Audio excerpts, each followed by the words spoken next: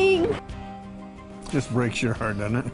Awful. The dramatic damage is horrible. The tornado was extremely powerful and dangerous. Yeah, it leveled everything in its path. Entire neighborhoods of Moore, Oklahoma are gone. At least 24 people were killed, fewer than first reported, but still many of those victims were children. Yeah, medics, firefighters, police, volunteers are now working nonstop, hoping to find more survivors. Brian Gotter used to live in Oklahoma. He joins us live now to show us what's going on right now. Brian.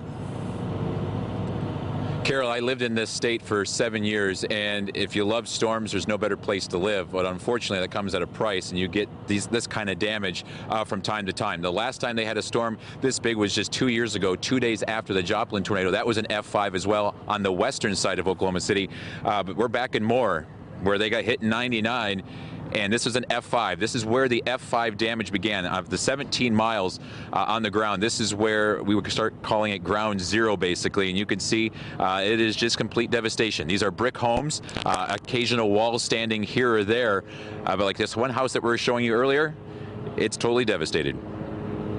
As you can see, we are in ground zero of this community that has just been destroyed by that powerful tornado on Monday afternoon. Folks coming back to these neighborhoods for the first time, seeing their homes completely leveled. This was the living room of a brick home. These are all brick homes, and there's nothing left but the foundation and a pile of rubble.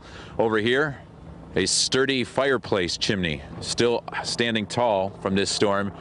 And they always say that the bathroom is one of the safest places to be. Yes, there's damage to it, but it's the only part of this house that remains intact. So as you can see, there are some myths that are true. Those interior walls, the bathrooms, and that is where a lot of people were that don't have what they call Frady holes or storm shelters here in Moore. They get into the bathtub, they cover themselves with the mattress to keep the flying debris, and there is a lot of debris, as you can see. Cars being pushed around like toys or stacked up on top of each other. About a block this way to our east is the Moore Medical Center, the bowling alley that you have seen that's been completely demolished as well. And the F5 damage then goes across I-35 for a couple of miles as well. My sister's about 7 miles to the northeast of here. They were in a storm shelter in the neighborhood.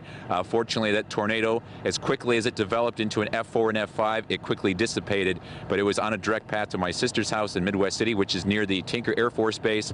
And of course, I went to the University of Oklahoma down in Norman, which is about 10 miles to the south. A lot of folks think this is just a sparsely populated area.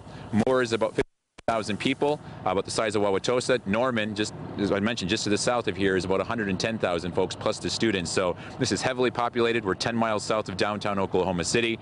My family all lives around this area. My parents are in Tulsa, but it gets scary. This one kind of tugs at the heart a little bit because I got so close to family, but I can safely say that, or happily say that everybody is safe, shaken but safe. And the stories that we're getting out of here, people are starting to filter back in here now because it was pouring rain most of the day until about 2 o'clock. Now we're starting to see folks come and see the damage once again for the first time. Start the cleanup process. They have some incredible stories, which we'll share for you tonight at 10. Not only were there kids and loved ones in the house and they're trying to get back from work, but also kids just a mile away in Tower Plaza Elementary, where of course there was so much tragedy, but also some stories of survival as well. This town, this city of Oklahoma City is very resilient. They've had many big tornadoes, many big storms, and of course the Oklahoma City bombing in '95. But I don't care how prepared you are, and they are prepared for their storms. You don't get prepared for something like this. Coming out of a storm shelter and seeing everything gone, you just can't prepare. If I had to compare once again, just as a final note, compare it to 1999, the only difference, you didn't see piles of debris like this in '99. With 318 mile-per-hour winds in '99, there was just concrete slabs. That was all that was left. These are around 210, 220. Anything over 200 is considered an F5, and just incredible damage. And it is amazing that more people were not killed. Mike and Carol? Yeah, that is amazing looking at those pictures. Describe for us, Brian, your reaction as you approached and entered the damage zone. I think I said earlier as well, it takes your breath away. It really does. There's no other way to say it. I've been doing this for years. I storm chased in Oklahoma. I've covered hurricanes. I've seen 1999. I saw Joplin 2 years ago.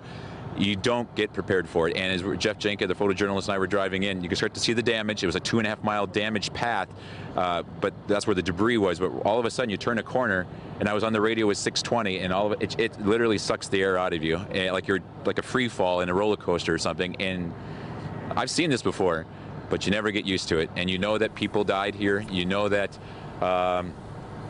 there's a lot of sad stories. There's great stories of survival, but people lost everything, not only lives, but their entire life. They save for these homes. This is their life, and there's a lot of tears going on. It's tough. We were in Walmart earlier to pick up some water and stuff, and this lady found out that her best friend and her best friend's newborn baby were reported dead, and she found out in Walmart at the line right next to me and just broke down, and people just started hugging her.